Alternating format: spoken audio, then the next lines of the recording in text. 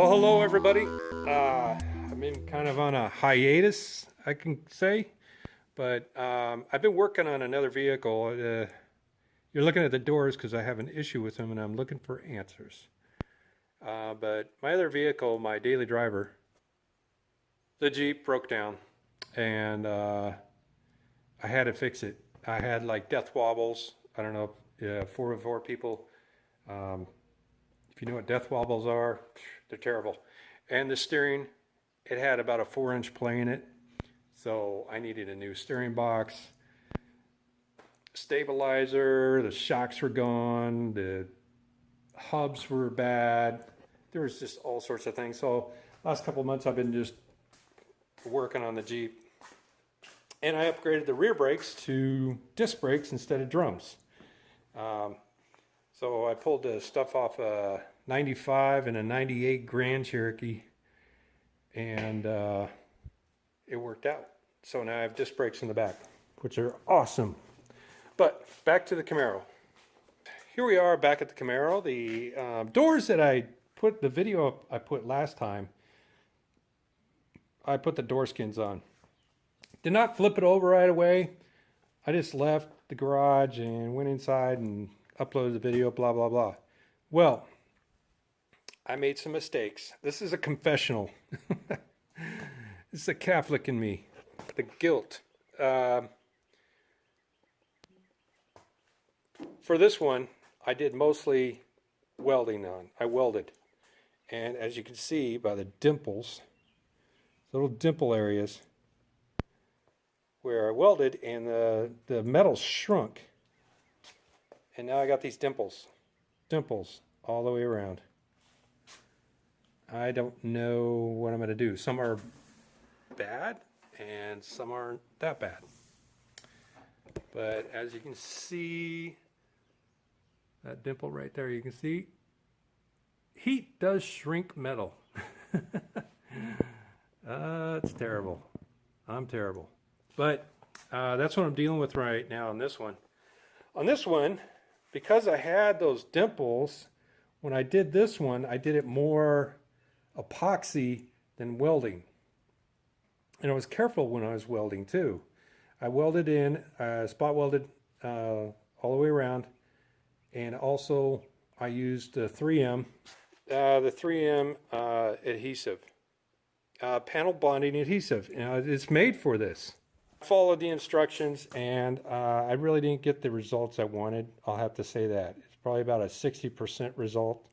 But anyways, so I was clamping down on the door, but I had it flipped over.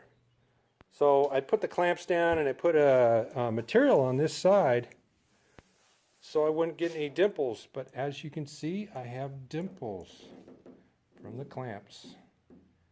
And that sucks. So what I've been doing is pulling out the dimples. They actually have been coming out, to tell you the truth. I went to Eastwood and bought a paintless dent removal kit, or paintless dent removal kit. Painless, my ass.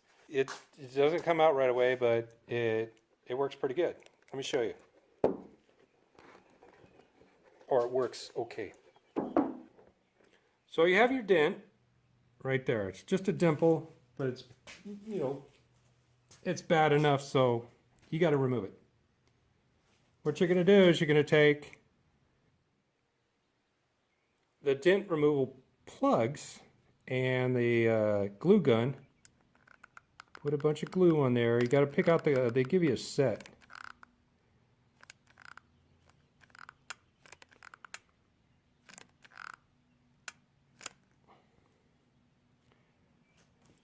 Look at your dent, you find the center, and then you go ahead and put it on there. Let it dry fry for about 5 minutes. Hopefully say that will focus in. I was trying to get a better angle. There we go. Nope. There it is. All right, you got the button. I'll call it a button. Then you get the removal applicator. And what it does, squeeze the handle.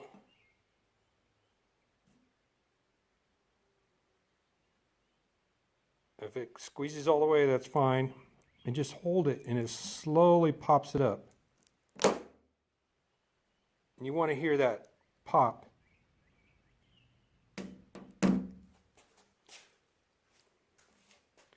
And as you can see, it's got a little dimple left. So it's going to take time.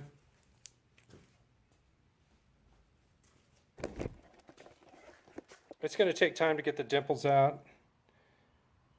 And it sucks that I did that, but that's my fault. But I do want, if somebody can tell me how I'm going to work out these.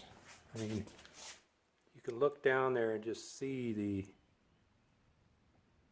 the bend. I don't know how I'm going to do that. Any ideas would be appreciated. So thanks for watching. Short update, but anyways, see you guys next time.